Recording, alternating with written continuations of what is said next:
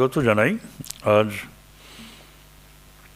স্বামী ভূতেশানন্দজি, স্বামী রঙ্গনাথানন্দজি এবং স্বামী গহনানন্দজি স্মারক বক্তৃতা, তিনটি বক্তৃতা একসঙ্গেই দেবেন স্বামী শিবার্চনানন্দজি মহারাজ। আপনারা তাকে সবাই চেনেন।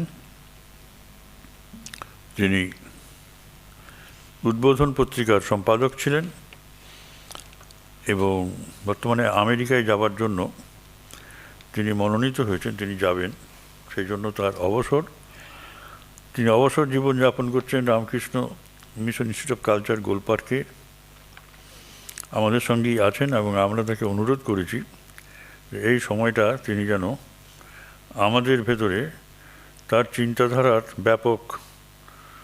ব্যাপক প্রচার করেন এবং ঠাকুর মা স্বামীজি তার জীবনের ধ্রুবতারা এবং এদের সম্বন্ধে তিনি তার সুদীর্ঘকালের চিন্তাধারা আমাদের কাছে ব্যক্ত করবেন। আজকে তার বক্তৃতার বিষয় এসো ভুবন পাবন নারায়ণ। অবশ্যই স্বামীজির উপর বক্তৃতাটি হবে। এই শিরোনামটি খুব অর্থবহ। এটি গানের, জানেন প্রেমেশানন্দজির গানের একটি চরণের অর্ধেক অংশটি এসো ভুবন পাবন নারায়ণ। তা ভূতেশানন্দজি মহারাজ, রঙ্গনাথনজি মহারাজ এবং গহনানন্দজি মহারাজের উপর একটু নাতিদীর্ঘ জীবন আলেখ্য। আমাদের রামকৃষ্ণ মঠ মিশনের দ্বাদশ সংঘাধ্যক্ষ পূজ্যপাদ শ্রীমৎ স্বামী ভূতেশানন্দজি মহারাজের দীর্ঘ 97 বছরের মহৎ জীবন। 1901 খ্রিস্টাব্দে 8ই সেপ্টেম্বর পশ্চিমবঙ্গের বাঁকুড়া জেলার সোমসার গ্রামে জন্মগ্রহণ করেন। তার বাবার নাম পূর্ণচন্দ্র রায়, মায়ের নাম চারুবালা। পূর্বাশ্রমে তার নাম ছিল বিজয়চন্দ্র রায়। মঠ জীবনে দেখা গেছে তপস্যার প্রতি তার আকর্ষণ। ছাত্রাবস্থায় বাগবাজারে থাকাকালীন শ্রী মায়ের জন্মতিথিতে জ্ঞান মহারাজের সঙ্গে গিয়ে উদ্বোধনে শ্রীমাকে দর্শনের সুযোগ পেয়েছেন। এছাড়াও তিনি শ্রীরামকৃষ্ণের 10 জন সন্ন্যাসী পার্ষদ এবং 2 জন গৃহী পার্ষদের পূত সঙ্গ লাভ করেছিলেন। 1919 খ্রিস্টাব্দে শ্যামবাজার বিদ্যাসাগর বিদ্যালয় থেকে 7টি বিষয়ের মধ্যে 5টিতে লেটার নিয়ে স্টার পেয়ে বিজয় এন্ট্রান্স পাস করেন।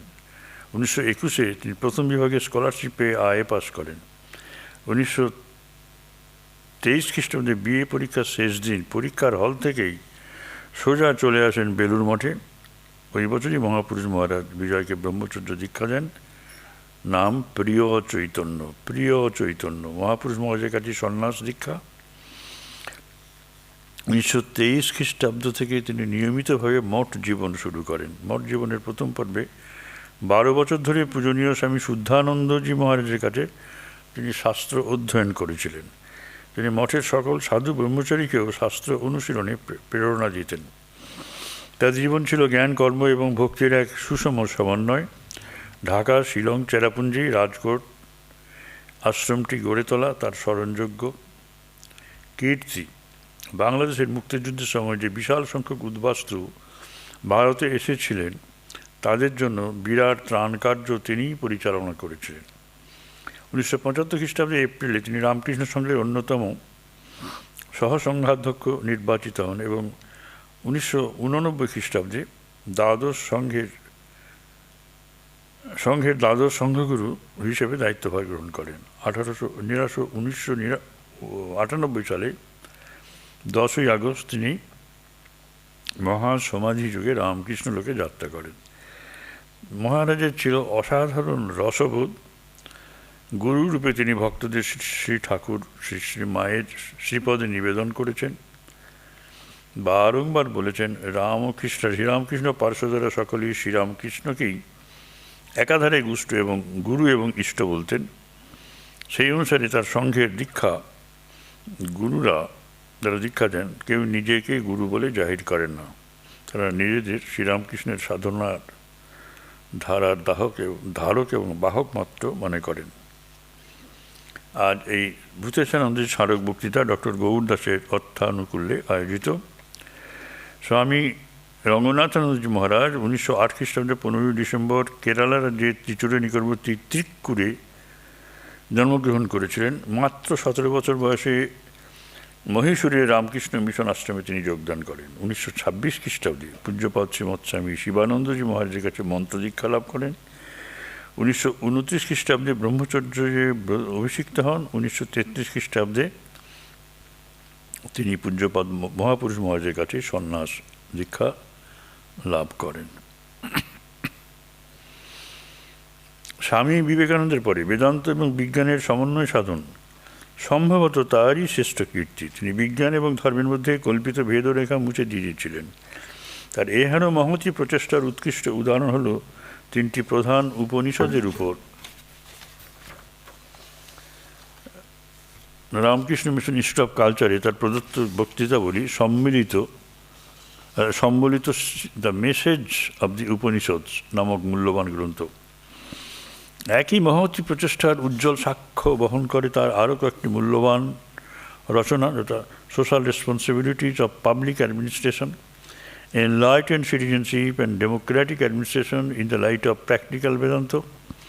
মহারাজের অতি পরিচিত গ্রন্থরাজির মধ্যে রয়েছে eternal values for a changing society, universal message of the Bhagavad Gita. মহারাজজি 1962 থেকে 1967 পর্যন্ত রামকৃষ্ণ মিশন ইনস্টিটিউট অফ কালচারের সম্পাদক পদে বৃত ছিলেন। বেদান্তের ঐক্যের বাণীর অনুসরণে তিনি জাতি ধর্মের ভেদাভেদকে উপেক্ষা করতে পারতেন। মানবিক মূল্যবোধের অবক্ষয়ে তিনি ব্যথিত হতেন। জনপ্রতিনিধিদের মধ্যে মানবিক মূল্যবোধ বিকাশের উদ্দেশ্য নিয়ে তিনি ন্যাশনাল একাডেমি অফ অ্যাডমিনিস্ট্রেশন এবং দিল্লি ও মুসৌরির কেন্দ্রগুলিতে এবং ন্যাশনাল ডিফেন্স কলেজে অনেক মূল্যবান ভাষণ দিয়েছেন। এছাড়া 1964 থেকে 1967 খ্রিস্টাব্দ পর্যন্ত তিনি ইন্ডিয়ান ন্যাশনাল কমিশনের সদস্য ছিলেন। ভারতবর্ষের সনাতন ধর্ম এবং সংস্কৃতির সার্থক প্রতিনিধি হিসাবে 1946 থেকে 1986 খ্রিস্টাব্দ পর্যন্ত পূজ্যপাদ মহারাজজি বহুবার পৃথিবীর বিভিন্ন দেশ সফর করেছেন। 1961 খ্রিস্টাব্দে পূজনীয় মহারাজজি রামকৃষ্ণ মঠ এবং মিশনের অচি পরিষদের সদস্য নির্বাচিত হন এবং 1989 খ্রিস্টাব্দে এপ্রিল মাসে তিনি রামকৃষ্ণ মঠ এবং রামকৃষ্ণ মিশনের সহ সংঘাধ্যক্ষের পদে বৃত হন। তারপর 1998 খ্রিস্টাব্দে তিনি সংঘগুরুর পদে অভিষিক্ত হন। প্রথমে সহ সংঘাধ্যক্ষ এবং পরবর্তীকালে সংঘাধ্যক্ষ হিসেবে তিনি অসংখ্য ভক্ত নরনারীকে মন্ত্র দীক্ষা লাভ করেন। 96 বছর বয়সে 25 এপ্রিল 1905 খ্রিস্টাব্দে তিনি রামকৃষ্ণ লোকে যাত্রা করেন। শ্রী সুকুমার চন্দ্র ভৌমিক, শ্রীমতী শক্তিরানী ভৌমিকের অর্থানুকূল্যে এই স্মারক বক্তৃতা আয়োজিত। মঠ ও মিশনের চতুর্দশ সংঘাধ্যক্ষ শ্রীমৎ স্বামী গহনানন্দজি মহারাজ তৎকালীন পূর্ববঙ্গের শ্রীহট্ট জেলার পাহাড়পুরে 1916 খ্রিস্টাব্দে 4 অক্টোবর জন্মগ্রহণ করেন। তার পিতার নাম রাজকৃষ্ণ রায়চৌধুরী এবং মাতা সুখময়ী দেবী। পূর্বাশ্রমে তার নাম ছিল নরেশ রঞ্জন। ছাত্রজীবনে শ্রীরামকৃষ্ণ এবং স্বামী বিবেকানন্দের জীবন ও বাণী তাকে আকৃষ্ট করেছিল। রামকৃষ্ণ মিশনের কয়েকজন সন্ন্যাসীর জীবনও তাকে প্রভাবিত করে। তাদের মধ্যে স্বামী প্রভানন্দ কেতকী মহারাজ, তিনি তার আত্মীয় ছিলেন, সম্ভবত কাকা ছিলেন। নরেশ রঞ্জন 1939 খ্রিস্টাব্দের জানুয়ারি মাসে রামকৃষ্ণ মিশন ইনস্টিটিউট অফ কালচারে স্বামী বামদেবানন্দ মহারাজের অনুপ্রেরণায় ভুবনেশ্বরে রামকৃষ্ণ মঠে যোগদান করেন। মঠের তৎকালীন অধ্যক্ষ স্বামী নির্বাণানন্দজি তাকে সাদরে গ্রহণ করেন। 1944 খ্রিস্টাব্দে 25 ফেব্রুয়ারি তাকে ব্রহ্মচর্য দীক্ষা দেন স্বামী বিরজানন্দজি। তার নাম হয় ব্রহ্মচারী অমৃত চৈতন্য। এরপরে 1948 খ্রিস্টাব্দে 12ই মার্চ নিজ গুরুর কাছেই অর্থাৎ স্বামী বিরজানন্দজির কাছেই সন্ন্যাস দীক্ষা লাভ করে ধন্য হন। ভুবনেশ্বর থেকে মঠ কর্তৃপক্ষের নির্দেশে 1942 খ্রিস্টাব্দে তিনি কলকাতার অদ্বৈত আশ্রমে চলে আসেন। 1947 সালে তিনি মায়াবতীতে এসে ধ্যানজপের মধ্যে নিজেকে বিলীন করে দেন।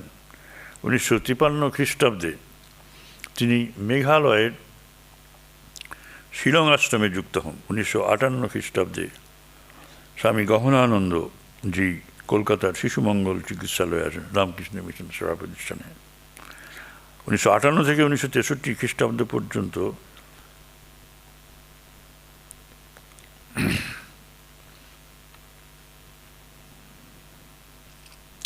63 হবে না, 1958 থেকে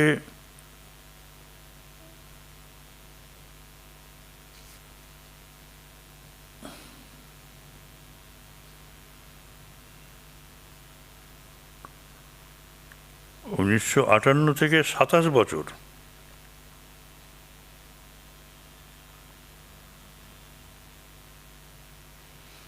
প্রায় 1985 খ্রিস্টাব্দ পর্যন্ত একনিষ্ঠ সেবক হিসেবে অক্লান্ত পরিশ্রম করেন সেখানে, এই পল্লী শিশুমঙ্গলে। তারপর সেখানকার সম্পাদক রূপে 1850 খ্রিস্টাব্দ পর্যন্ত ওই হাসপাতালে পরিচালনা করেন। আচ্ছা, ঠিকই আছে। গহনানন্দের চেষ্টায় শিশুমঙ্গল শৈশব অবস্থা কাটিয়ে সেবা প্রতিষ্ঠানরূপে বিশাল কলেবর প্রাপ্ত হয়। তার সেবা প্রতিষ্ঠান পরিচালনার পাশাপাশি রামকৃষ্ণ মঠের অচি পরিষদ এবং রামকৃষ্ণ মিশনের পরিচালক সমিতির সদস্যরূপেও 1965 থেকে 1979 পর্যন্ত তিনি দায়িত্ব পালন করেন। এরপর 1979 থেকে 1989, 10 বছর পর্যন্ত তিনি সংঘের অন্যতম সহকারী সাধারণ সম্পাদক রূপে এবং 1989 খ্রিস্টাব্দে সাধারণ সম্পাদকের দায়িত্ব গ্রহণ করেন। 1980 খ্রিস্টাব্দে রামকৃষ্ণ সংঘের দ্বিতীয় মহাসম্মেলনের প্রধান উদ্যোক্তাদের অন্যতম স্বামী গহনানন্দজি মহারাজ ছিলেন। সংঘের অন্যতম সহাধ্যক্ষ নিযুক্ত হন 1992 খ্রিস্টাব্দে। কাঁকুরগাছিতে যোগদানে মঠের অধ্যক্ষও ছিলেন সে সময়। 1905 খ্রিস্টাব্দে 25শে মে পূজ্যপাদ মহারাজজি সংঘের চতুর্দশ সংঘাধ্যক্ষ রূপে নির্বাচিত হন। মহারাজের কৃপা যেন শত সহস্র ধারায় ভক্তবৃন্দের উপর বর্ষিত হতে থাকে। অবশেষে 2007 খ্রিস্টাব্দে 4 নভেম্বর তিনি রামকৃষ্ণ লোকে যাত্রা করেন। সুস্মিতা ভাওয়াল তারই অর্থানুকূল্যে আজকের এই বক্তৃতা আয়োজিত। আগেই বলেছি, স্বামী রঙ্গনাথানন্দজি, স্বামী গহনানন্দজি, স্বামী ভূতেশানন্দজি স্মারক বক্তৃতা দেবেন। স্বামী শিবার্চনানন্দজি মহারাজ, তার বিষয় এসো ভুবন পাবন নারায়ণ। জয় মা।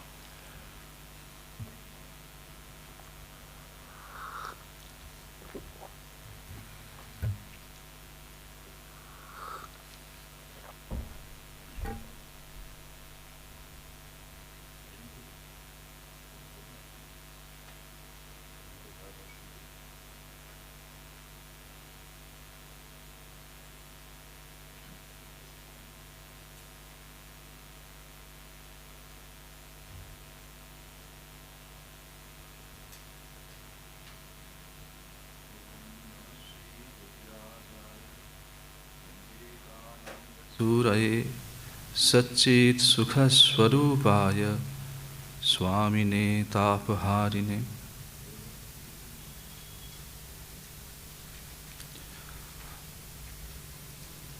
যেই মহাপুরুষদের স্মৃতির উদ্দেশ্যে এই বক্তৃতার আয়োজন, সেই পূজনীয় স্বামী ভূতেশানন্দজি, স্বামী রঙ্গনাথানন্দজি, স্বামী গহনানন্দজির শ্রীচরণে আমি ভক্তিপূর্ণ প্রণাম নিবেদন করি। এই স্বনামধন্য প্রতিষ্ঠানের পূজনীয় সেক্রেটারি মহারাজ, পূজনীয় স্বামী সুপর্ণানন্দজি মহারাজকে,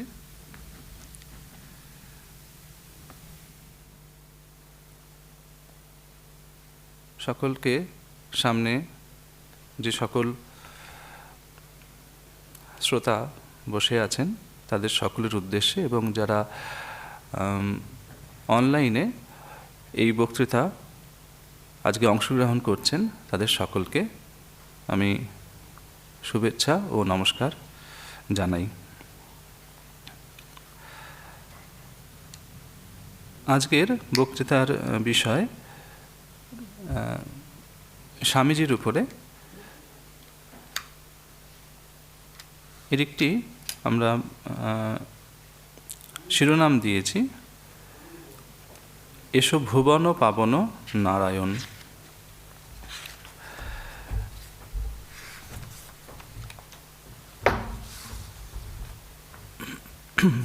গীতায় একটি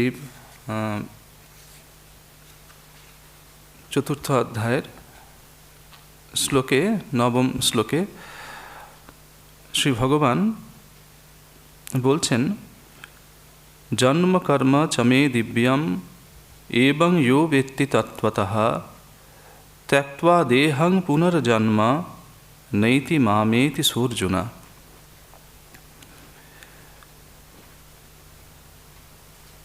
হে অর্জুন, আমার জন্ম কর্ম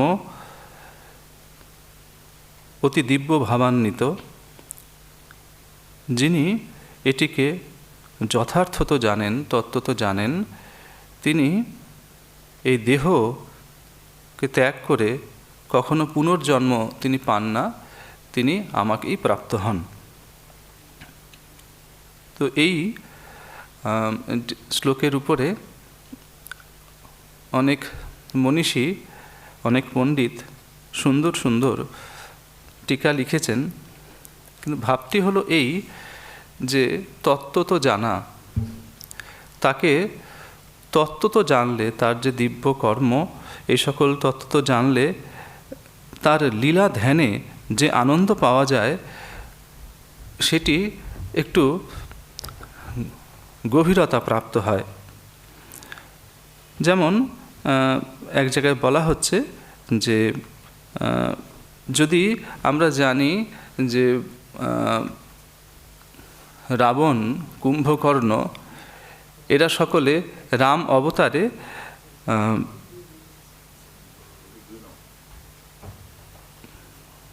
ভগবানের হাতে নিহত হয়েছিলেন। আবার পূর্বজন্মে হিরণ্যক্ষ, হিরণ্যকশিপু এইভাবে তারা বরাহ অবতারে নিহত হয়েছিলেন। এবং আবার দাপর যুগে কৃষ্ণ অবতারে দন্ত্রবক্ত্র এবং শিশুপাল রূপে তারা আবার ভগবান লীলায় সঙ্গী হয়েছিলেন। তো তারা আসলে পূর্বে বৈকুণ্ঠে ভগবানের দ্বারী ছিলেন জয় বিজয় নামে। তারা মুনিদের দ্বারা শাপগ্রস্ত হয়ে এই পৃথিবীতে এসেছিলেন আর কি। তো সে সময় তারা তো ভগবানের ভক্ত, তো তারা সেই মুনিকে বলেছিলেন যে এমন কি উপায় আছে যে আমাদের এই যে শাপ সহজে আমাদের উপর থেকে চলে যাবে। তখন মুনি বলেছিলেন, দেখো, তোমরা মর্তে তোমাদেরকে যেতেই হবে। মুনির অভিশাপ এ কখনো ব্যর্থ যাওয়ার নয়, কিন্তু তোমরা যদি ভগবানকে শত্রুরূপে উপাসনা করো, শত্রুরূপে তার লীলায় অংশগ্রহণ করো, তাহলে তোমাদের বেশি দিন মর্তে থাকতে হবে না, তোমাদের মাত্র 3 জন্মের পরেই ফিরে আসতে হবে। তো টিকাকাররা কখনো কখনো বলেছেন যে আমরা ত্রেতা যুগে যদি রাবণ কুম্ভকর্ণকে দেখি বা হিরণ্যক্ষ হিরণ্যকশিপুকে দেখি, অথবা যে কৃষ্ণ অবতারে দন্ত্রবক্ত্র এবং শিশুপালকে দেখি, তাহলে পরে আমাদের আনন্দ হয়, তার লীলা অনুধ্যানে আমাদের আনন্দ আসে। কিন্তু এর সঙ্গে যদি এও জেনে নিই যে তারা আসলে তার ড্রেসিং রুমে তারা আসলে কে ছিলেন, তারা ভগবানেরই ভক্ত ছিলেন, তারা এই জন্মে এই রকম অবস্থা প্রাপ্ত হয়েছেন। তো যখন আমরা ড্রেসিং রুমের খবরটা জানি, তাহলে তখন আমরা আরও বেশিভাবে, গভীরভাবে আনন্দের সঙ্গে যেন উপভোগ করতে পারি তাদের লীলা।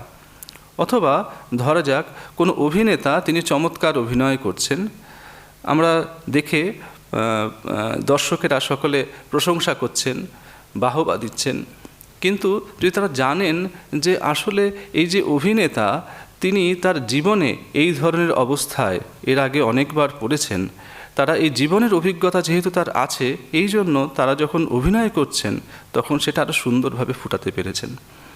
তো এইটাই হলো ব্যাপার, যে এই তত্ত্বত যদি তাদের আমরা খবরটা জানি, তারা কেন তার লীলা তাদের যে অভিনয় নৈপুণ্য আমরা আরও ভালোভাবে যেন উপভোগ করতে পারি। আমাদের মনে হলো স্বামীজির প্রসঙ্গেও আমরা যদি এইভাবে যদি ভাবি যে তিনি কে এসেছিলেন ভগবান লীলা সহচর রূপে আমরা আমাদের শ্লোকেতেও আমরা বলেছিলাম, আমরা যেটি শিরোনাম হিসাবে নির্বাচন করেছি ভুবন পাবন নারায়ণ, সেইখানে তিনি নারায়ণ, তিনি পূর্ব যুগে নর এবং নারায়ণ এই দুই ঋষিরূপে এই জগতের কল্যাণের জন্য তপস্যা করেছিলেন। তো বলা হয় যে এই নর ঋষির অবতার তিনি এই যুগে বিবেকানন্দ রূপে আবির্ভূত হয়েছিলেন। তো তাহলে আমাদের বুঝতে আরও সুবিধে হয়। আমাদের মনে পড়ছে নাগ মহাশয় তিনি একবার বেলুড় মঠে এসেছেন, স্বামীজির সঙ্গে সাক্ষাৎকার হচ্ছে। তো তখন প্রত্যক্ষদর্শী শরৎচন্দ্র চক্রবর্তী মশাই চমৎকার লিখছেন এই দুই মহাপুরুষের সাক্ষাৎকার সম্বন্ধে। নাগমহাশয় আমরা একটু সেই স্মৃতিচারণ একটু করে নিই। স্বামীজি নাগমহাশয়কে প্রণাম করলেন। নাগমহাশয় বলছেন তিনি স্বামীজিকে দেখেই আনন্দে আত্মহারা, আপনাকে দর্শন করতে আসলাম। জয় শঙ্কর, সাক্ষাৎ শিব দর্শন হলো। এই কথাগুলো বলে নাগমহাশয় দাঁড়িয়ে রয়েছেন। স্বামীজি জিজ্ঞাসা করছেন যে নাগমহাশয় আপনি আছেন কেমন ভালো আছেন? নাগমহাশয় সেদিকের কোনো হুঁশ নেই। তিনি বলছেন আজ সাক্ষাৎ শিবের দর্শন পেলাম, জয় ঠাকুর শ্রীরামকৃষ্ণ। স্বামীজি সঙ্গে যারা সেখানে উপস্থিত ছিলেন, এই শরৎচন্দ্র চক্রবর্তী বা অন্যান্য সন্ন্যাসী ব্রহ্মচারীরা, তাদেরকে নাগমহাশয়কে দেখেই বলছেন যে দেখছিস, একে বলে সত্যিকারের ভক্তিতে মানুষ কেমন হয়। নাগমহাশয়কে একটু প্রসাদ দে তোরা। স্বামীজি এই কথা শুনেই নাগমহাশয় বলছেন যে প্রসাদ আপনার দর্শনে আজ আমার ভবক্ষুধা দূর হয়ে গেছে। এই রকম কথা চলছে। আবার কখনো কখনো স্বামীজির একটা অদ্ভুত ব্যাপার আমরা দেখতে পাই, বাইরে যেন তার জ্ঞানের আবরণ, কিন্তু ভেতরে ভক্তিতে টইটুম্বুর। আমাদের মনে পড়ে গোপালের মার সঙ্গে স্বামীজির সাক্ষাৎকার হচ্ছে। গোপালের মা তিনি গোপালভাবে সাধিকা। গোপালকে নিয়ে তার অষ্টপ্রহর কাটে, কিন্তু তার মনে সংশয়, একটু নরেনকে বলে দেখি তো নরেন কি বলে। তখন নরেন্দ্রনাথকে বলছেন, আচ্ছা বাবা, আমার এই রকম সব হয়, এসব কি ঠিক? এইসব শুনেই নরেন্দ্রনাথ তার চোখে জল, বলছেন খুব ঠিক। আজকেও যেন এই নাগমশায় তিনি ভক্তাবতার, ভক্ত চূড়ামণি, তাকে দেখেও স্বামীজির সেই যেন একই ভাব। তার মনে হচ্ছে কিন্তু এত কাজকর্ম করছেন, এসব কি ঠাকুরের ইচ্ছাসম্মত? তার খুব অনুভব আছে। কারণ আমরা দেখেছি যে যখন অন্যান্য গুরু ভাইদের সঙ্গে তাদের স্বামীজির কথাবার্তা চলছে, তো তখন বেলুড় মঠের বা এই নতুন রামকৃষ্ণ ভাবান্দোলনে স্বামীজি এই সেবা যোগ প্রবর্তন করছেন, প্রতিষ্ঠান তৈরি করছেন, দিকে দিকে সেবামূলক কাজকর্মের প্রচার চলছে। তো এইসব দেখে কখনো কখনো যারা শ্রীরামকৃষ্ণের অন্যান্য যারা পার্শ্বদবৃন্দ, গৃহভক্তরাও, তারা একটু শঙ্কা হচ্ছে, এসব কি শ্রীরামকৃষ্ণের আকাঙ্ক্ষিত কাজ? স্বামীজি কিন্তু তখন তাদেরকে যুক্তি বলে উড়িয়ে দিয়েছেন। তার যে অনুভূতি, সে অনুভূতির সামনে সকল তর্ক বিচার ভেসে গেছেন। সেই সকল গুরু ভাইয়েরা সকলে তার আজ্ঞানুবর্তী হয়েছেন। কিন্তু বোধহয় স্বামীজির ভেতরে কোথাও হয়তো তার একটা ইচ্ছে হয়েছিল যে একবার নাগমশাইকে জিজ্ঞাসা করে দেখা যাক না তিনি কি বলেন। তো নাগমশাই যখন আসলেন, তিনি এই প্রসঙ্গগুলো তুললেন। হয়তো ভেতরে কাজ করছিল, কারণ আমরা দেখেছি দীর্ঘদিন ধরে এই টানাপোড়েনটা চলেছিল। তো সেইখানে এক জায়গায় বলছেন যে দেখুন, আমি যে এই সকল কাজগুলো করছি, এই কাজগুলো কি ঠাকুরের কাজ? এটা কি আমার ইচ্ছায় কি এগুলো করছি? কি যে করছি কি না করছি কিছু বুঝতে পারছি না। এক এক সময়ে এক এক দিকে মহাঝোঁক আসে, সেই মতো কাজ করে যাচ্ছি। এতে ভালো হচ্ছে কি মন্দ হচ্ছে কিছু বুঝতে পারছি না। নাগমশাই কিন্তু একদম পরিষ্কার, তার দৃষ্টি একেবারে পরিষ্কার। তিনি বলছেন স্বামীজির সেই কথার পরিপ্রেক্ষিতে যে আপনাকে কে বুঝবে? দিব্য দৃষ্টি না খুললে চিনবার জো নেই। একমাত্র ঠাকুরই চিনেছিলেন, আর সকলে তার কথায় বিশ্বাস করে মাত্র, কেউ বুঝতে পারেনি।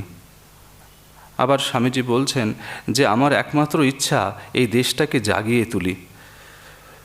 সনাতন ধর্মভাবে একে কোনোরূপে জাগাতে পারলে বুঝবো ঠাকুর ও আমাদের আশা সার্থক হলো। কেবল ওই ইচ্ছেটা আছে, মুক্তি ফুক্তি তুচ্ছ বোধ হয়েছে।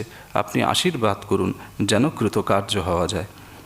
নাগমশায় উল্লেখ করছেন ঠাকুরের আশীর্বাদ। আপনার ইচ্ছার গতি ফেরায় এমন কাউকেও তো দেখি না, যা ইচ্ছা করবেন তাই হবে। আবার বলছেন যে আপনি যে মোহরের বাক্স। স্বামীজির শরীরটা খুব একটা ভালো যাচ্ছে না তখন, বিদেশ থেকে আসার পরে। তো তখন বলছেন দেখুন এই শরীরটা, এইসব কাজ করার জন্য মজবুত শরীর চাই। এদেশে আসার পর থেকে শরীর ভালো নেই, ওদেশেই যেন ভালো ছিলাম। তখন নাগমশাই বলছেন দেখুন ঘরের ট্যাক্স দিতে হয়, রোগ শোক হলো সেই ট্যাক্স। আপনি যে মোহরের বাক্স, ওই বাক্সের খুব যত্ন চাই। কে করবে কে বুঝবে, ঠাকুরই একমাত্র বুঝেছিলেন। আবার অন্য সময় বলছেন আপনি ঠাকুরের ছায়া, এপিঠ আর ওপিঠ, যার চোখ আছে সে দেখুক। এই সকল কথা বলতে বলতে এরকম আরও অনেক রকম কথা চলেছিল। তো স্বামীজি একটু প্রসাদ দিতে বলেছিলেন। তো এই সময় সকলজন প্রসাদ পাচ্ছেন, এরকম করতে করতে স্বামীজি একটু বাইরে বেরিয়েছেন। বাইরে বেরিয়ে আশ্চর্য একটা দৃশ্য, মাত্র 2টি লাইন লেখা আছে। এইসব কথাবার্তা বলার পর স্বামীজি একটু ফাঁক পেয়েছেন, বাইরে পুকুর পাড়ে একটা কোদাল নিয়ে মাটি কোপাচ্ছেন। তো একটা অদ্ভুত দৃশ্য এটা। খানিকক্ষণ আগে নাগমশাই উচ্চ প্রশংসা, সাক্ষাৎ শিব, সাক্ষাৎ মহাবীর, মোহরের বাক্স ইত্যাদি, ঠাকুরের ছায়ার এপিঠ ওপিঠ। কিন্তু স্বামীজির উপর তার প্রতিক্রিয়া এই একটা শক্তিধরের চিহ্ন। মায়ের সম্বন্ধেও এরকম দেখা যায় যে এক জায়গায় বলা হচ্ছে তিনি যে মহাশক্তি সাক্ষাৎ জগন্মাতা, এর কি চিহ্ন, কি করে চিনব? তো কোনো অলৌকিক জায়গায় না গিয়ে সে ভক্তই উত্তর দিচ্ছেন যে সামান্য প্রশংসা শুনলে পরে মানুষের বদহজম হয়ে যায়, কিন্তু এত লোক পায়ে পড়ে যাচ্ছে, সাক্ষাৎ জগন্মাতা বলছেন, কিন্তু সেই পর মুহূর্তেই তিনি সেই ভক্তদের এটো জায়গা মুছছেন ইত্যাদি ইত্যাদি। তো এটা তো সকলে একই রকম ব্যাপার।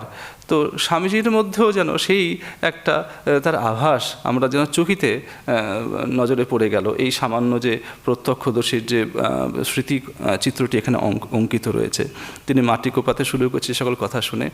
তো যাই হোক, তো তারপরে নাগমশাই দেখেই সঙ্গে সঙ্গে আরে করেন কি, আমরা থাকতে থাকতে আপনি কেন এসবে হাত দিচ্ছেন? তিনি নাগমশাই কেড়ে নিতে যাচ্ছেন। যাই হোক, স্বামীজি তখন সেই কোদাল ছেড়ে নাগমশাইকে সেদিনকের মতন বিদায় দিলেন। তো আমরা প্রথমে এই দিব্য কর্ম, দিব্য তার জন্ম এসব দেখেছি।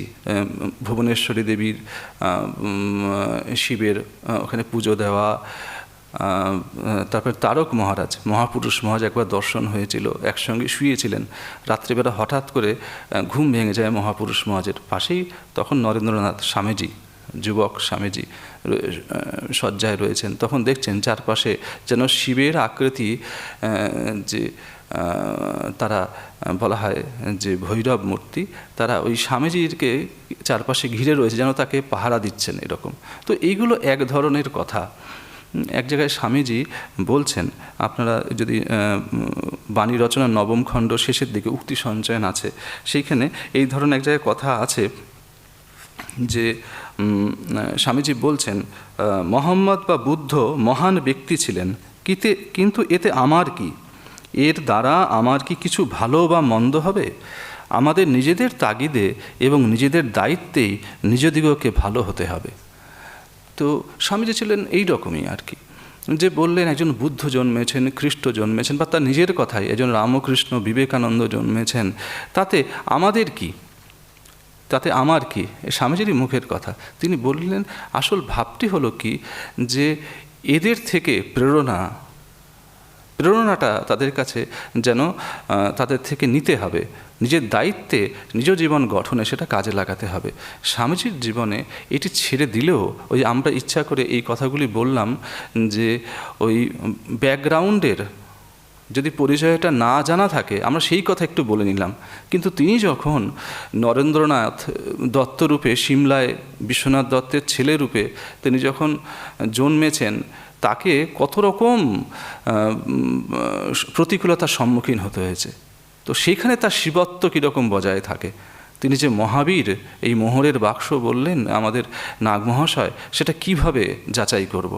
তো আমরা দেখতে পাই সেই ঘোরতর তার যখন তার বাবা ছিলেন তখন তো কোনো রকমে চলে গেল আর কি, কিন্তু যখন বিশ্বনাথ দত্তের যখন তিনি মারা গেলেন, তো তখন তিনি অসম্ভব একটা যেন অকুল সমুদ্র, বিপদের অকুল সমুদ্রের মধ্যে পড়লেন। সেই অকুল সমুদ্রের মধ্যে পড়ে আমরা যে নরেন্দ্রনাথের যে রূপটি দেখলাম, সেটা আমাদেরকে অবাক করে। এই বিপদের মুখে মানুষকে চেনা যায় যে সেটি কি শোলার তলোয়ার নাকি লোহার তলোয়ার বা সোনার তলোয়ার, এটা যেন আমরা বুঝতে পারি। তো আমরা এইখানে কিছু কিছু অংশ, এই যখন শ্রীরামকৃষ্ণ তখন রয়েছেন, শ্রীরামকৃষ্ণ যখন শেষের দিকে, বিশেষ করে বিশ্বনাথ দত্ত যখন শরীর গেল, সেই ঘটনার কথা আমরা সকলেই জানি যে এত কষ্ট তিনি কাউকে চট করে হাত পাততেন না নরেন্দ্রনাথ। কিন্তু সেইবার এমন অবস্থা তার মনে হলো, একবার ঠাকুর তো এত ভালোবাসেন, ঠাকুরকে বলে দেখি। তো সেই ঘটনার কথা আমাদের সকলের জানা যে কালী মন্দিরে জগন্মাতার কাছে পাঠানো হলো, কিন্তু সেই রকম অবস্থাতেও তিনি নিজের ব্যক্তিগত প্রয়োজনে কিছু চাইতে পারলেন না। এগুলো রয়েছে আমাদের জীবনীগুলোতে লিপিবদ্ধ রয়েছে। ঠাকুরের যখন কাশীপুরে তিনি রয়েছেন শেষ সময়, ঠাকুরের শরীর অত্যন্ত খারাপ, তো তখন নরেন্দ্রনাথের এই তার ভাই মহেন্দ্রনাথ দত্ত তার লেখায় লিখছেন, এইদিকে ভীষণ মানে মোকদ্দমা চলছে, কিন্তু এইদিকে হলো মানে উদগ্র তপস্যা, সত্যকে জানা। তপস্যা মানে হলো সত্যকে জানতে হবে, আপোষহীন সে সংগ্রাম। সামান্য সুখ পেয়ে, সামান্য সন্তোষে তিনি ভুলবেন না, নরেন্দ্রনাথ ভুলবেন না। আত্যন্তিক তার যে দুঃখ নিবৃত্তি, এটি তার চাই। শুধু তাই নয়, আমরা পরে দেখলাম আত্যন্তিক দুঃখ নিবৃত্তি এ তো সাধকের কথা, সাধারণ সাধকের কথা, কিন্তু তিনি যে তার থেকেও বড়, সেটা শ্রীরামকৃষ্ণ তাকে দেখিয়ে দিলেন। শুধু নিজের দুঃখ নিবৃত্তি নয়, জগতের সকলের সকল দুঃখ নিবৃত্তির পথ তাই খুঁজে বের করতে হবে। এখানে তিনি যেন বুদ্ধের মতো। তো আমরা কিছু কিছু তার যে প্রবল সংগ্রাম, লড়াই, এটা একটু দেখে নিতে চাই। যে বরানগরের কথা, এটির একটা গুরুত্বপূর্ণ, রামকৃষ্ণ সংঘে এটি গুরুত্বপূর্ণ অংশ, সময়। আমাদের পরবর্তীকালে সকলেই বলেছেন, এই যে রামকৃষ্ণ ভাবান্দোলনের যে শক্তি কোষ, শক্তি যে মঞ্জুষা, রত্ন মঞ্জুষা, এটা কিন্তু সংগ্রহ হয়েছিল এই বরানগর, আলমবাজার, এই তপস্যার দ্বারা। বিশেষ করে বরানগরে তখন ঠাকুর সদ্য শরীর ত্যাগ করেছেন, তো তাকে হারিয়ে এদের তখন কি অবস্থা। তো এমন আছে যে প্রথম দিককার কথা, যে যখন উদ্যানপাটি ছেড়ে দিতে হলো, বড় যারা গৃহস্থ ভক্ত তারা বললেন, এখন সকলেই কেউই প্রবল ধনী ছিলেন না, খুব একটা ধনী ছিলেন না, তারা কষ্ট করেই সকলে এক জায়গায় করে ঠাকুরের চিকিৎসা চালাচ্ছিলেন, অত বড় বাগান বাড়ি ভাড়া করে। তো তারা খানিকটা স্বাভাবিকও ছিল যে ঠাকুরের যখন শরীর ত্যাগ হলো, তখন যে যার জায়গায় যে কাজটি করছিল সেখানে ফিরে যাক। মনে হয় খুব একটা অস্বাভাবিক ছিল না, কিন্তু তাদের ধারণাতেই ছিল না যে শ্রীরামকৃষ্ণর আগমন এটা কোনো সাধারণ উদ্দেশ্যে নয়, এটা তারা বোধহয় ভাবতে পারেননি। যেটা অনুভব করতে পেরেছিলেন হয় এই মা এবং স্বামীজি বা ঠাকুরের সন্ধান কোথাও না কোথাও তাদের মনে কোথাও কাজ করছিল। আমরা যোগানন্দজির সময়ও দেখতে পাই খুব বাইবেল চর্চা হচ্ছে, সেখানেও রয়েছে যে যোগানন্দজি মহারাজরা বলছেন তাদের যে যিশুর সময়ে যেমন কয়েকটি এরকম তার শিষ্যরা কয়েকটি ছোকরা বেরিয়ে যেমন জগৎ জয় করেছিল, এবারও বোধহয় তার পুনরাবৃত্তি হবে। তারা কোথাও একটা আভাস পাচ্ছিলেন। কিন্তু হয়তো শ্রীরামকৃষ্ণের সামনেটা ছিল পরিষ্কার, মায়ের সামনে ছিল পরিষ্কার, স্বামীজির সামনে হয়তো দ্বিধাদ্বন্দ্ব কাজ করছিল। বলা মুশকিল এগুলো ঠিক করে, তারাই এর ঠিক ঠিক উত্তর দিতে তারা সক্ষম। কিন্তু এই যে জানা না জানার এর মধ্যেই যেন তাদের এই সংগ্রামটা আরও বেশি করে আমাদেরকে আকর্ষণ করে। সব জানলে পরে আমাদের হয়তো মনে হতো এরা হয়তো অভিনয় করছেন, একটা ভান করছেন। তো আমরা দেখেছি এইখানে এক জায়গায় তখন মহেন্দ্রনাথের কথায় তিনি স্মৃতিচারণ এরকম করেছেন যে সকলে বলল, গৃহভক্তরা বলল যে তোমরা সকলে ফিরে যাও। তখন যে যার মতন ফিরে গেলেন, উপায় ছিল না। সমস্যা হয়েছিল একটু তারকনাথকে নিয়ে, লাটুকে নিয়ে, কারণ তারকনাথ বহু পূর্বেই সংসার ত্যাগ করে রামচন্দ্র দত্তের বাড়িতে তিনি তপস্যা করছিলেন। লাটুর কেউই ছিল না, তিনি শেষের দিকটা ঠাকুরই সেবা করছিলেন। এরকম এদেরকে নিয়ে, আর বুড়ো গোপাল দা, হ্যাঁ, তারও কেউ ছিল না। তো যাই হোক, কোনো রকমে হয়তো কিছুটা বন্দোবস্ত হচ্ছিল। কিন্তু স্বামীজির এটা মহেন্দ্রনাথের ইন্টারপ্রিটেশন, আরেকটা দিক, যে আমরা তো দেখতে পাই যে সুরেশচন্দ্র মিত্র তিনি এরকম স্বপ্ন দেখলেন যে ঠাকুরের এটি আদেশ পেলেন ইত্যাদি। তখন তিনি বরানগর মঠের পিছনে তিনি খরচা দিতে শুরু করলেন। কিন্তু এরও আগে পাশাপাশি আরও কিছু ঘটনা ঘটছিল, যে মহেন্দ্রনাথ তখন লিখছেন যে নরেন্দ্রনাথ তখন যেন নিজ শক্তি প্রকাশ করতে লাগলেন, ভেতরের যে শক্তি, যে তখন তিনি বললেন রাখাল মহারাজকে যে রাখাল যা তো সেই বড় বাজারে সেই মারোয়ারির কাছে, তার কাছ থেকে টাকা চেয়ে নিয়ে আয়। তো সম্ভবত এটি সেই লক্ষ্মীনারায়ণ মহারাজের কাছে কথাই হবে, অথবা বড়বাজারের অনেক ভক্ত ছিলেন, মারোয়ারি ভক্ত ছিলেন, যারা ঠাকুরকে খুব শ্রদ্ধা ভক্তি করতেন। তার একটা দুটো চিহ্ন কথামৃতের পাতায় রয়ে গেছে। এছাড়াও কত ঘটনা ঘটেছে, কথামৃতের পাতায় তো কিছু সীমিত সংখ্যক কথা আছে। কিন্তু যাই হোক, তো সেই সময় নরেন্দ্রনাথ তিনি ওই রাখাল মহারাজকে বলেছিলেন। তো সেটা বোধহয় আর প্রয়োজন হয়নি, সুরেশচন্দ্র মিত্র বা এরা সকলে এগিয়ে এসেছিলেন, বলরাম বসু, মাস্টারমশাই, এরকম দুই একজন তাদের খুব শুভানুধ্যায়ী ছিলেন। তো সে সময় একদিনকে ঘটনা এরকম লিখছেন যে খবর এসছে যে তাদের আত্মীয় সম্ভবত এক ক্ষুল্লতাঁত, তিনি মৃত্যুসজ্জায় শায়িত। সেই খবর নিয়ে বরানগর মঠে লোক এসেছে নরেন্দ্রনাথকে খবর দেওয়ার জন্য।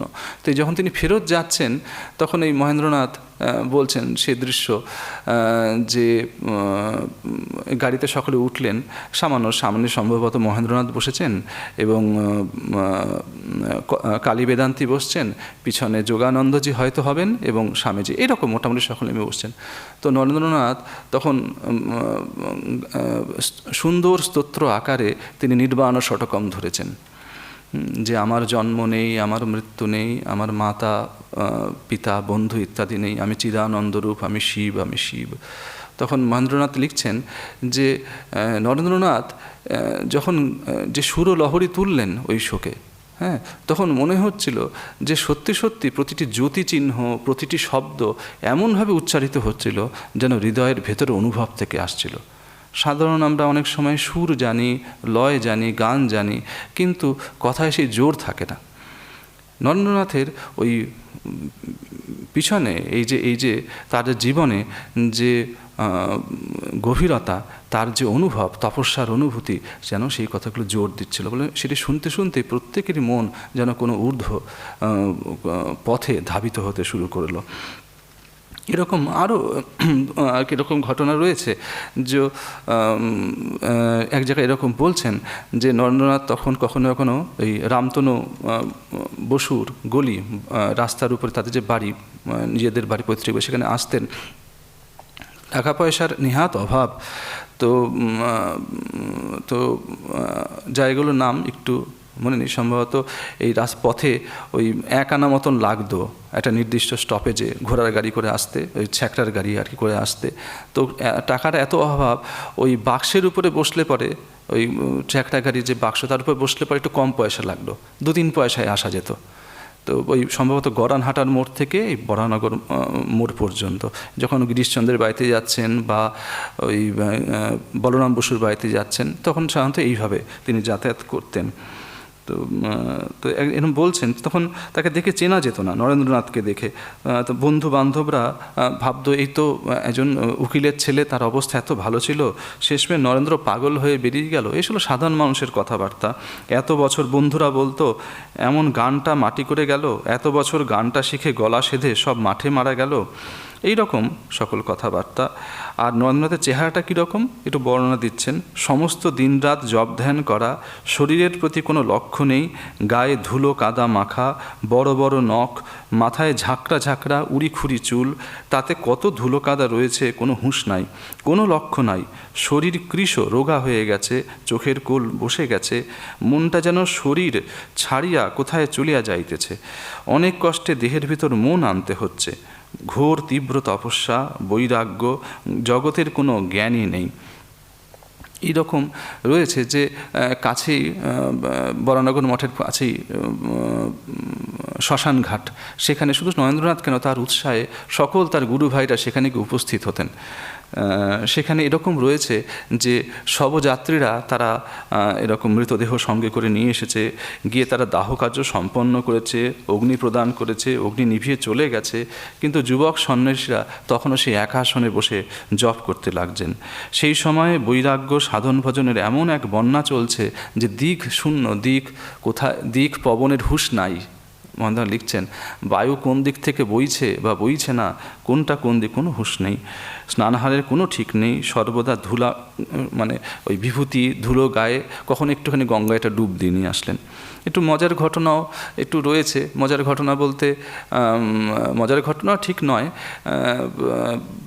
ওই একদিনকে এরকম শিবানন্দ মহাপুরুষ মহারাজ স্বামীজি গেছেন তাদের পৈতৃক বাড়িতে। সবাই দেখছে চেহারার ওই অবস্থা, সবাই জোর করে একটু স্নান করানোর চেষ্টা করছেন সব গুরু ভাইরা। বলছে যে গায়ে যে মানে কোনো বাইরের কোনো খেয়ালই নেই তার। তো বহুক্ষণ ঘষে ঘষে শেষমেশ সে ধুলো কাদা স্রোত বয়ে গেল, তারপরে তার গায়ের যে রঙটি সেটি বেরোলো। তো এইগুলো তারা করেছিলেন।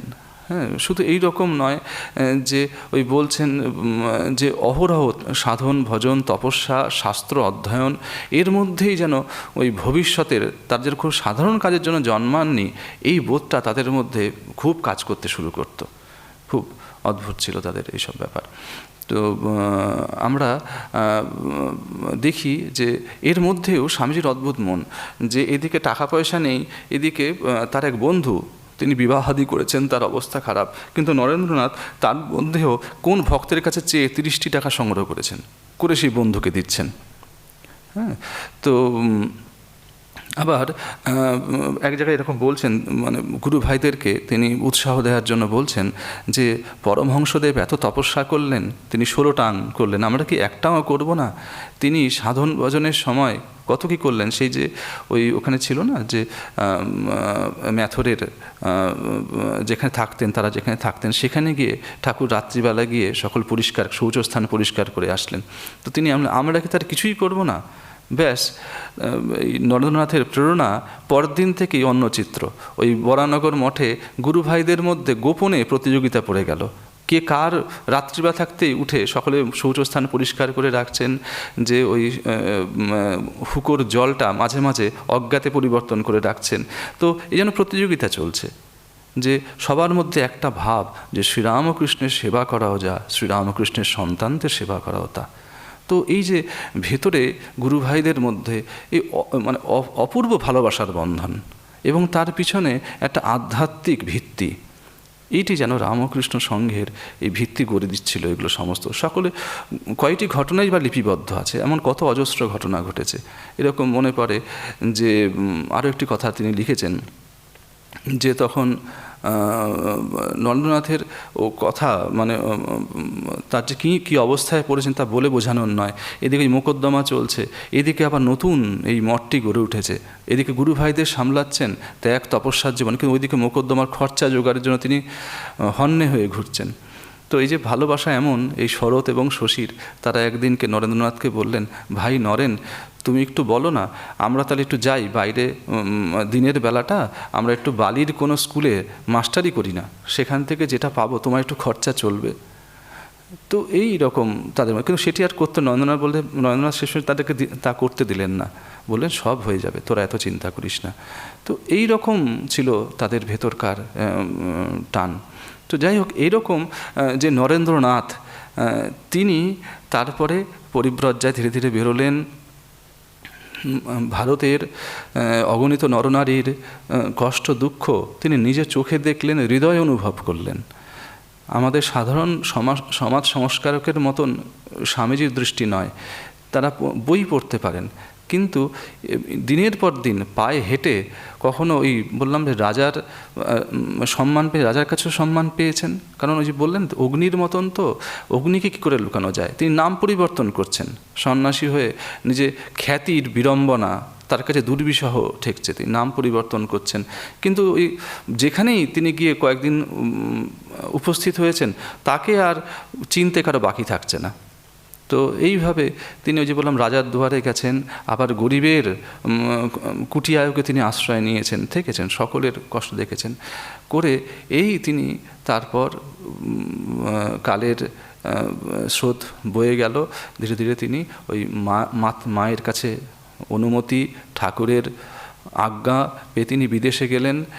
সেখানে গিয়েও সেই আমরা মাঝে মাঝে ভুলে যাই, ওই যে প্রথম স্বামীজির সঙ্গে যখন ঠাকুরের দেখা হচ্ছে, তখন পশ্চিমের দিক থেকে নরেন্দ্রনাথ প্রবেশ করেছিলেন, তখন ঠাকুর দেখেই বলছেন যে এই বিষয়ীর আবাসে কলকাতা শহরে এত বড় সত্যগুণীর আধার কি সম্ভবে, তিনি বিস্মিত, সত্যগুণীর আধার। তো তিনি এই যে বিদেশে গেছেন, দু একটি ঘটনায় আমরা কিন্তু তার একটু আভাস পাই। এই আমরা রয়েছে এরকম যে ট্রামে করে যাচ্ছেন, একটা স্টপ থেকে আরেকটা স্টপে যাবেন, নামতে হবে তাকে। তো এইদিকে ওই বিদেশেও তো ওই রকম অবস্থা, এদিকে চিঠিগুলো পড়লে পরে আমরা সকলে বুঝতে পারি, লিখছেন তুচ্ছ ক্ষুধা, তুচ্ছ শীত, আহারের স্থান নেই, পকেটে টাকা নেই। তিনি তাকে যে সকল যুবকের দল উৎসাহ দিয়ে তাকে পাঠিয়েছিলেন, তারই শিষ্যবৃন্দ, তারই অনুগামীরা দক্ষিণ ভারতের, তো তাদের সঙ্গে ওই এটা হলো গিয়ে অত্যন্ত ঘরোয়াভাবে আলোচনা। তারাও বোধহয় বুঝতে পারেনি তাদের যে গুরুকে তারা কি পরিস্থিতিতে তারা পাঠাচ্ছেন। তো যাই হোক, এইরকম অবস্থা, এদিকে বাসস্থান ঠিক, এদিকে ওই ট্রামের একটা স্টপ থেকে স্টপে নামতে ভুল হয়ে যাচ্ছে, তার মন ধ্যানস্থ হয়ে যাচ্ছে, সমাধিস্থ হয়ে যাচ্ছে। এরকম ঘটনা, এগুলো সব জীবনীতে লেখা আছে। এগুলো যেন আমাদেরকে একটা হিন্ট দেয়, একটা আভাস দেয়। এই যে সামান্য মশা বসলে আমাদের বা বাইরে একটু শব্দ হলে পরে আমাদের তথাকথিত ভক্তিতে টানাটানি পড়ে। তো এরা শেখান যে এরা সত্যি অন্য যুগের, অন্য একটা লোকের যেন বার্তা এরা বহন করে এনেছেন। তো আমরা বিদেশের কথা যখন বললাম, এই প্রসঙ্গে একটু বিদেশের তার যে অনুগামীরা তাকে কী রূপে দেখলেন, কিভাবে দেখলেন, তার আমরা সেই দু একটি কথা একটুখানি একটু স্মরণ করতে চাই আর কি। তো আমরা তার বক্তৃতার কথা তো সকলেই রয়েছে, তার একটু মনের আভাস, তার মনটির কথা, সিস্টার ক্রিস্টিনের কথা। তিনি খুব শান্ত প্রকৃতির, পবিত্রতা যেন ঘনীভূত পবিত্র, স্বামীজিও বলতেন খুব শান্ত প্রকৃতির, চুপচাপ কাজ করে গেছেন, যেন নিবেদিতার প্রখর ব্যক্তিত্বের আড়ালে তিনি যেন ওই চাঁদের মতন, নিবেদিতা যদি সূর্য হন, ক্রিস্টিন যেন ওই চন্দ্রের মতন। তো তার একটি কথা আমরা একটুখানি স্মরণ করি। তো তিনি লিখছেন স্বামীজি সম্বন্ধে, এটা বিদেশের স্বামীজির, যারা স্বামী বিবেকানন্দের চেহারার কথা খুব শুনেছেন, তারা হয়তো আমার এই কথায় খুব অবাক হবেন। স্বামীজির যে জিনিসটি আমায় প্রথমে বিস্ময়াবিষ্ট করেছিল, সেটি তার রূপ নয়, চেহারা নয়, সেটি মন।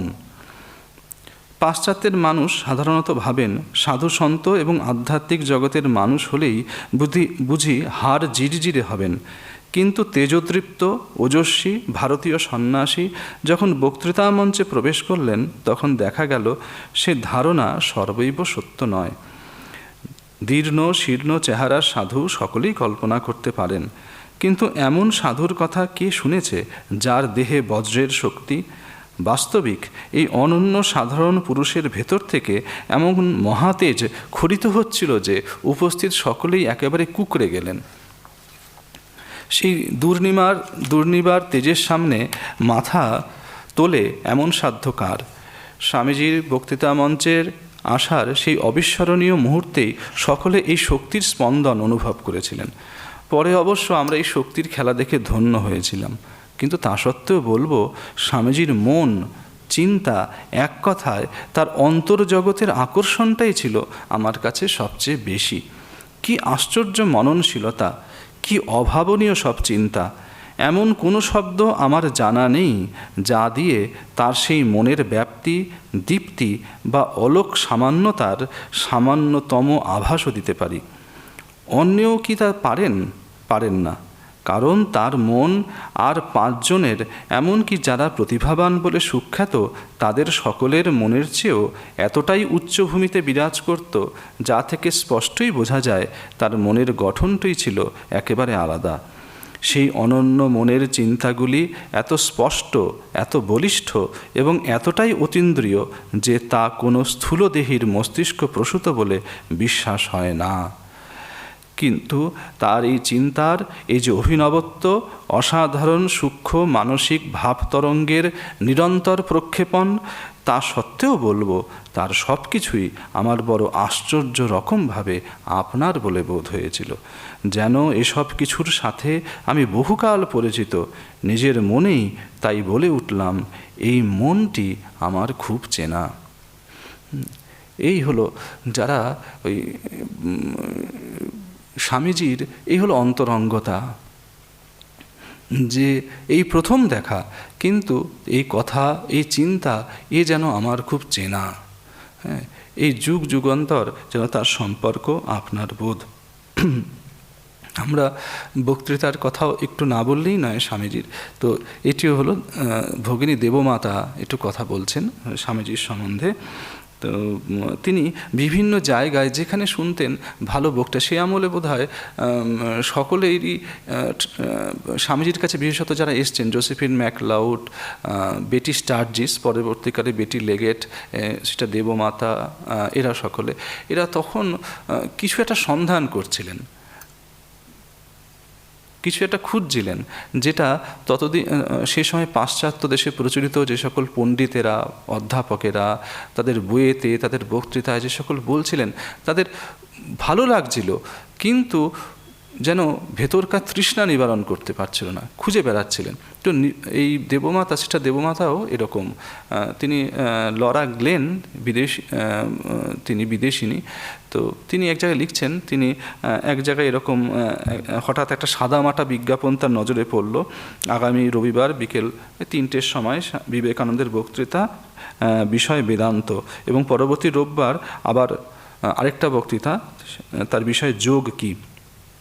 তো তিনি খানিকক্ষণ আগে পৌঁছেছেন, প্রায় 20 মিনিট আগে পৌঁছেছেন, তখনই দেখছেন যে হলটি অর্ধেকের বেশি ভরে গেছে। সেখানে খুব বড় অবশ্য সেই হলটি ছিল না, একটা লম্বা সরু গোছের ঘর, তার একদিকে একটা লোক চলাচলের পথ, এবং সেখান থেকে শুরু করে অপর প্রান্তের দেয়াল ঘেঁষে বেঞ্চগুলি পরপর পাতা, ইত্যাদি ইত্যাদি। কিন্তু যেহেতু খুব সংকীর্ণ, তাই একটি মাত্র সিঁড়ি দিয়েই, হলটি ছিল দোতলায়, এবং সেই দোতলায় উঠবার সিঁড়ি দিয়ে বক্তা শ্রোতা সবাইকেই ওই সিঁড়ি দিয়ে আসা যাওয়া করতে হতো।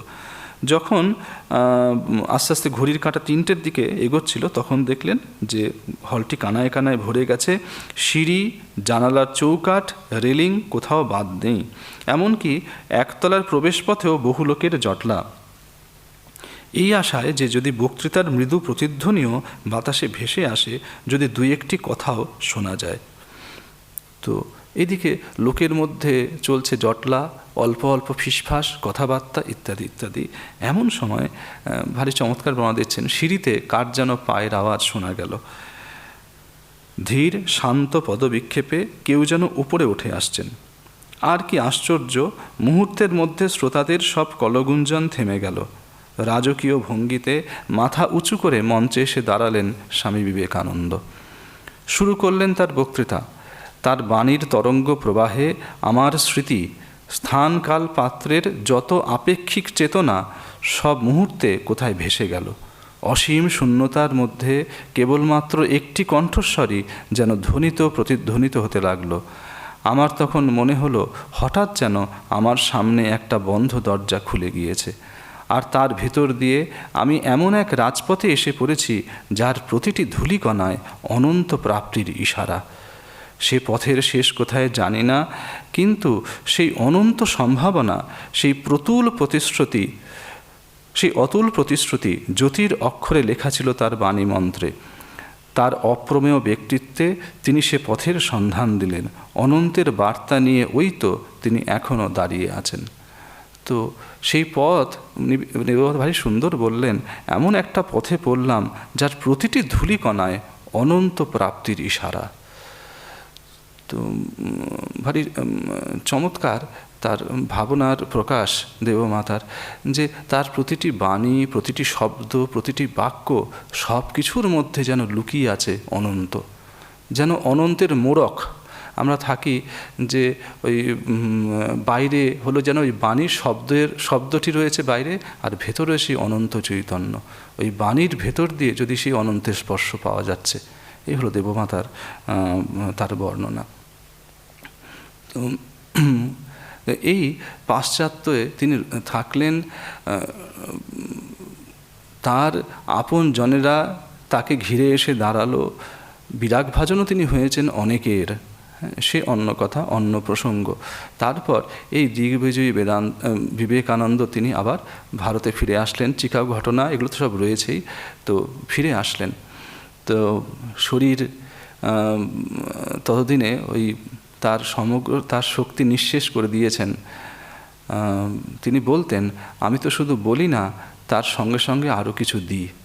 তো তিনি নিজেকে বিলিয়ে দিয়েছিলেন। তো শরীর তখন খুব খারাপ। দেশে আসার পরেও তাকে অনেকে বিভিন্ন জায়গায় তাকে বক্তৃতার জন্য এখানে যেতে হচ্ছে, সেখানে যেতে হচ্ছে। আর যখন কলকাতায় থাকছেন, লোকের ভিড় করে থাকছে।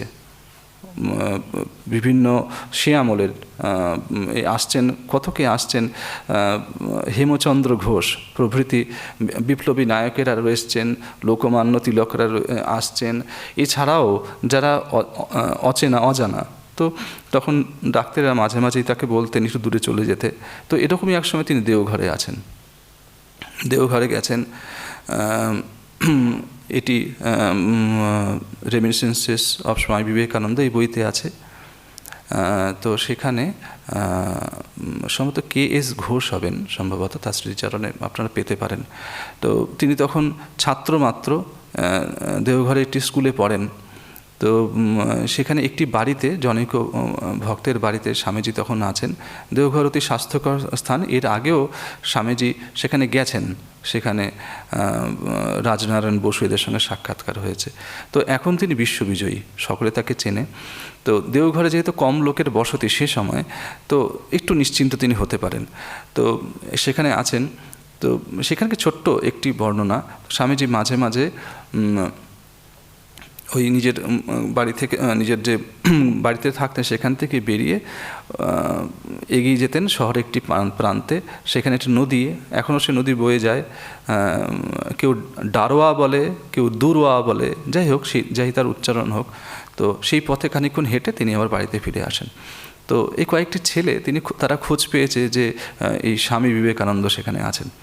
তো তারা তার সঙ্গে সাক্ষাৎ করতে গেছেন।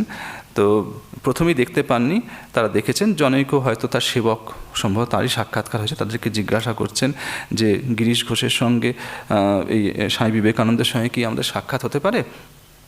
তো বলতে না বলতেই দেখলেন বাড়ির একটি প্রান্ত থেকে একজন ব্যক্তি বেরিয়ে আসলেন। তার ব্যক্তিত্বই এবং পদবিক্ষেপে বুঝিয়ে দিল ইনি স্বামী বিবেকানন্দ। তো তারা প্রণাম করতে উদ্যত হলেও স্বামীজি নিলেন না প্রণাম। তো বললেন তার সঙ্গে যেতে রাজি আছে কিনা, সে সময় তিনি একটু হাঁটতে বেরোচ্ছেন, তো সঙ্গে যেতে রাজি আছে কিনা। তারা অতি আনন্দিত হলো, কারণ অল্প বয়সী ছেলে, তো হাঁটতে হাঁটতে কথা বললেই বেশি ভালো লাগবে।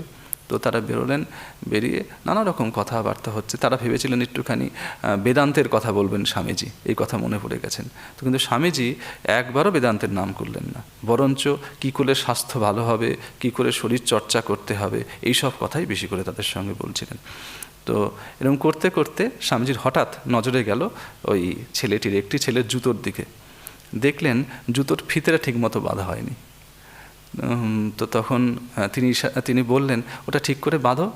তো ইনি যে ছেলেটি, গ্রামের ছেলে, গ্রাম বাংলা থেকে গেছে, সেখানে পড়াশোনা করতে গেছে, অত শত ভালো বোঝে না। তো দুই একবার চেষ্টা করলো, তবে স্বামীজি নিজেই ঝুঁকে নিজে জুতোর ফিতেটা বেঁধে দিলেন। তো পরবর্তীকালে এই লেখক তিনি বলতেন যে স্বামীজির এরকম নিরভিমানিতা দেখে তো আমি একেবারে গলে গেলাম। আমার সঙ্গে যারা বন্ধু ছিল তারা আশ্চর্য হয়ে গেল যে মানে এরকম হতে পারে।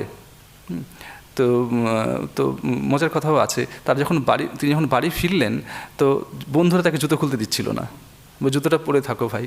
তো শেষমেশ যখন রাত ঘনিয়ে আসলো, তিনি জুতো খুলতে বাধ্য হলেন, কিন্তু বললেন ওই একটি কাজ দিয়ে স্বামীজি চিরকালের মতো আমাদের মনকে জয় করে ফেললেন। তো এই নিরভিমানিতা তার কথা আরও আছে স্বামীজি। কারণ মনে পড়ে আরেকটা দৃশ্যের কথা, এটি সম্ভবত নীলাম্বরবাবুর বাগানবাড়ির ঘটনা হবে। তো সেখানে এসছেন, আমরা অল্প বয়সের ছেলের কথা বললাম, এবার ধর্মপাল এসছেন। তিনি বৌদ্ধ, সবাই জানেন যে বিগত শতাব্দীতে বাংলায় আবার বৌদ্ধ ঐতিহ্য বা বৌদ্ধ চিন্তাধারা ফিরিয়ে আনার কাজে এই অনাগারিক ধর্মপাল এর অবদান খুব। মহাবোধি সোসাইটির তিনি একজন প্রাণপুরুষ। তো যাই হোক, তো ধর্মপাল তিনি স্বামীজির গুণমুগ্ধ ছিলেন। তো তিনি এসেছেন স্বামীর সঙ্গে দেখা করতে, কিন্তু কথাবার্তা চলছে, এমন সময় ঠিক হলো যে যেহেতু নীলাম্বর বাগানবাড়ি থেকে তখন এই মঠের নতুন জমিটা তখন তৈরি হচ্ছে, আর সেখানে থাকেন অলিবুল, সিস্টার নিবেদিতা, এরা সকলে থাকেন। এদের সঙ্গে দেখা করার আগ্রহ প্রকাশ করলেন এবং মঠের নতুন জমিটা একটু দেখে আসা হবে এই মনে করে তারা অগ্রসর হলেন। তো কিন্তু বেরোতেই বৃষ্টি নেমে পড়ল, আর রাস্তাটি খুবই খারাপ। সে সময়ে বিভিন্ন জায়গায় প্রায় বেশ কয়েক ফুট পর্যন্ত নরম কাদা এইরকম হয়ে গেছে। তো উপায় নেই, তো ওই বৃষ্টির মধ্যেই বেরোতে হলো। তো প্রত্যক্ষদর্শী লিখছেন যে ধর্মপাল মহাশয় তিনি একটি পায়ে সামান্য খঞ্জ, তো স্বামীজি বা তার সঙ্গে আর যারা ছিলেন সকলে জুতো খুলেই যেতে অগ্রসর হলেন, খালি পায়ে যাবেন, কাদার মধ্যে যদি অসুবিধা হয়। ধর্মপাল তিনি স্বামীজির সেই কথায় খুব একটা গ্রাহ্য করলেন না। তিনি হয়তো বুঝতে পারেননি বাংলার কাদা কীরকম হতে পারে। তো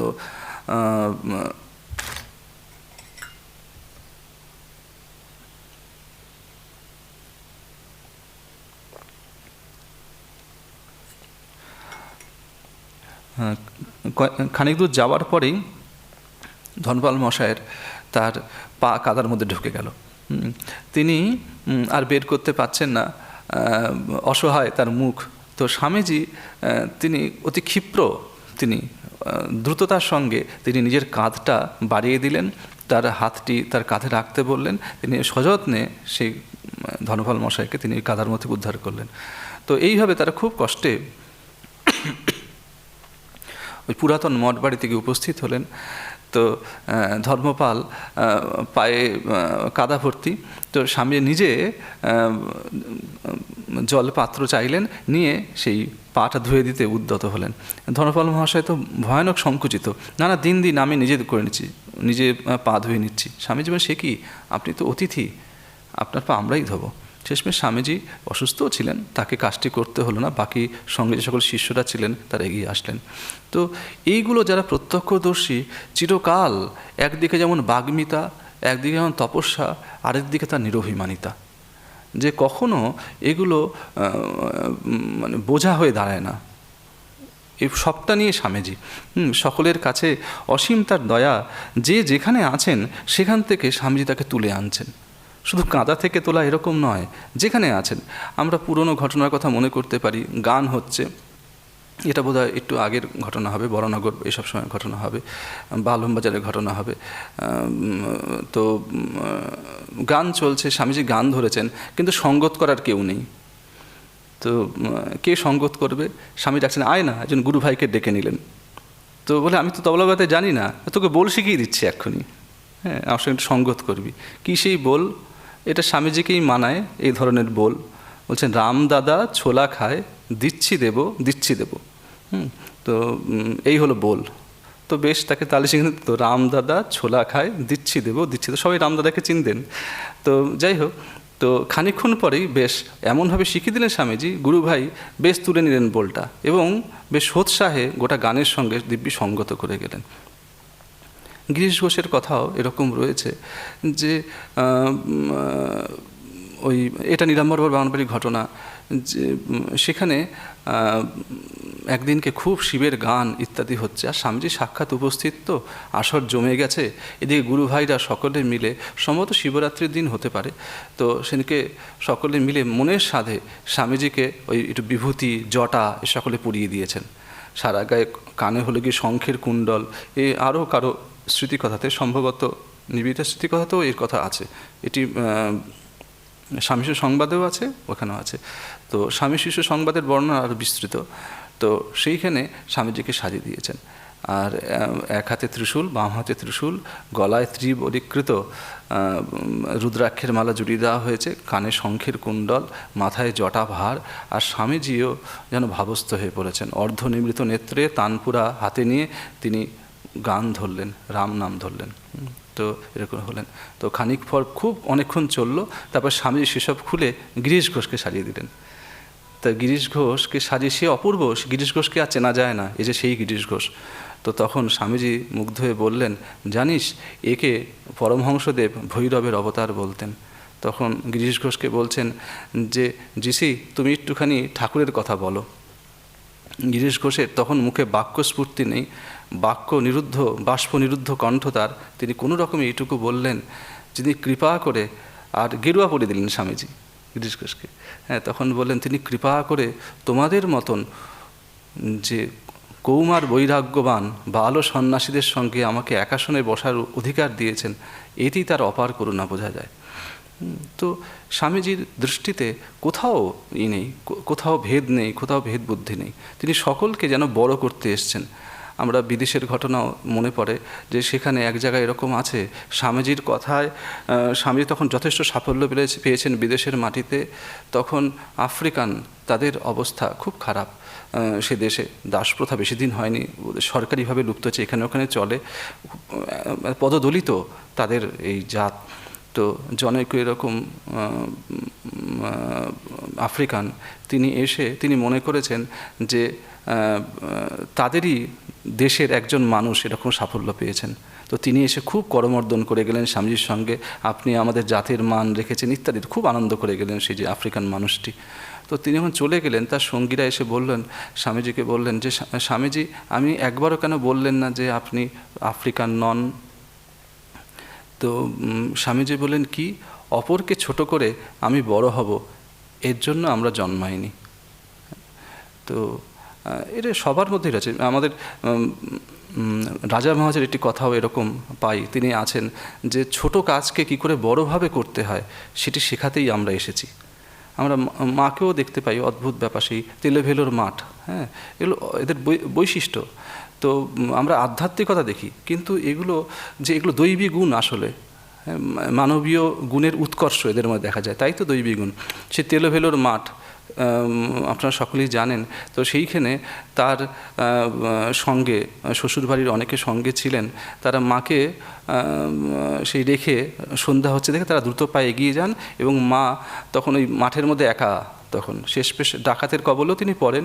সে অদ্ভুত আরেক ঘটনা। তো পরবর্তীকালে যখন ভক্তরা বলতো, মা ওই ঘটনাটা একটু বলুন তো, তেলোভেলোর মাঠে সেই যে হয়েছে ডাকাতের হাতে পড়েছিলেন, মা বলতে চাইতেন না সেই ঘটনা। কেন না, পাছে তার শ্বশুরবাড়ির যারা আছে তাদেরকে ছোট করা হয়। এই এটা খুব মানে এগুলো মানে কোথাও কোথাও একটা বিদ্যুৎ ঝলকের মধ্যে দিয়ে তাদের যে এই অপূর্ব উৎকর্ষ, মানসিক উৎকর্ষ যেন আমাদের চোখের সামনে ধরা দেয়। তো আমরা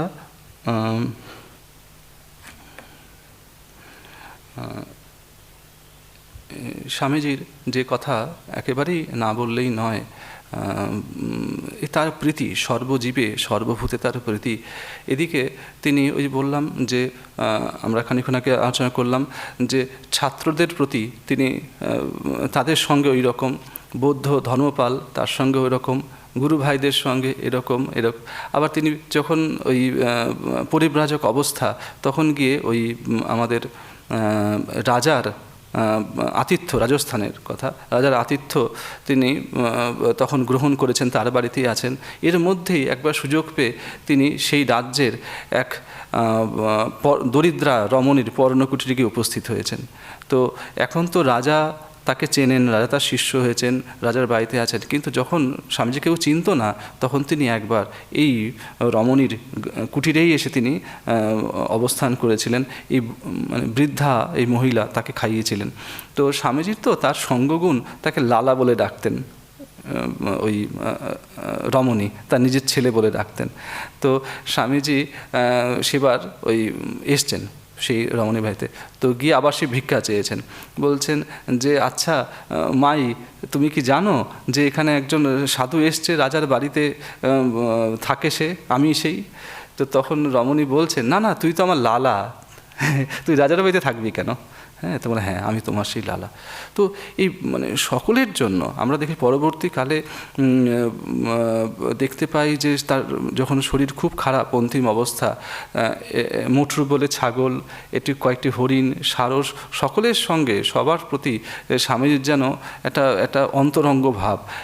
অখণ্ডানন্দ মহারাজ বলছেন সেই সময় স্বামীজিকে দেখে মনে হতো গোপ বালকরা কীভাবে তার গাভীদের সঙ্গে লীলা করে বেড়াতো, খেলে বেড়াতো।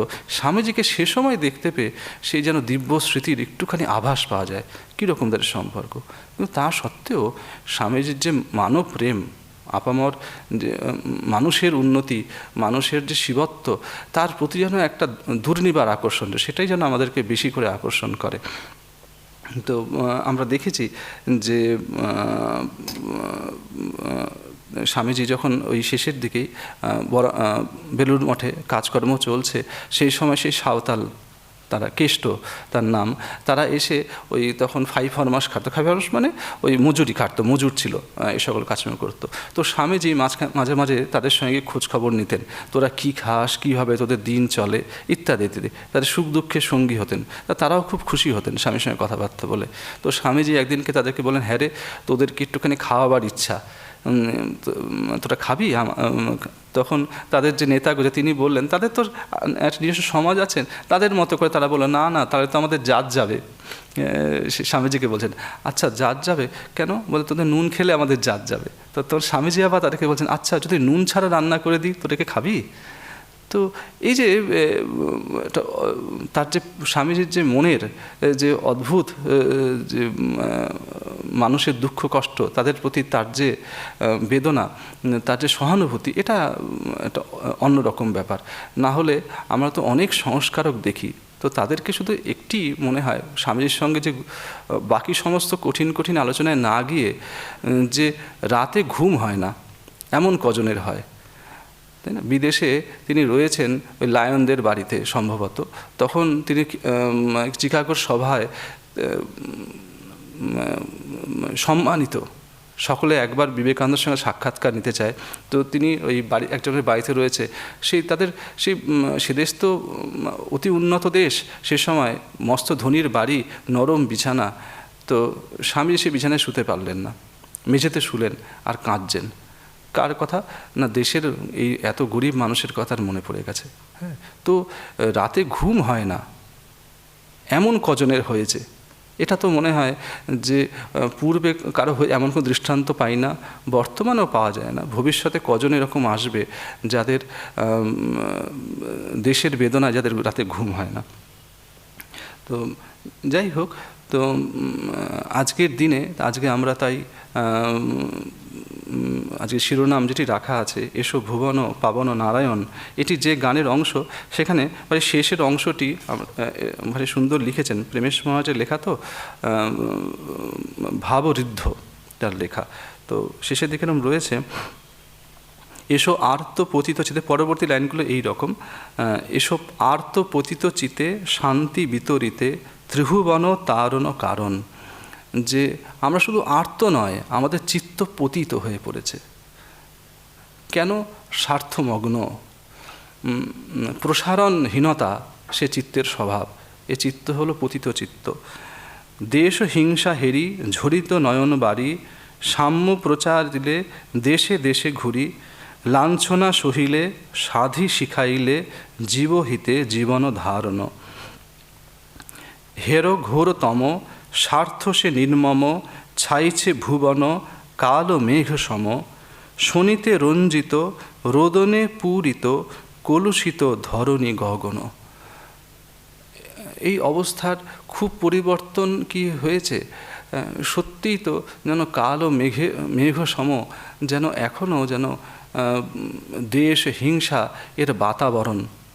করুণা দয়া প্রেম এবং বিশ্বাস, পরস্পরের বিশ্বাসের যেন আজও বড় অভাব।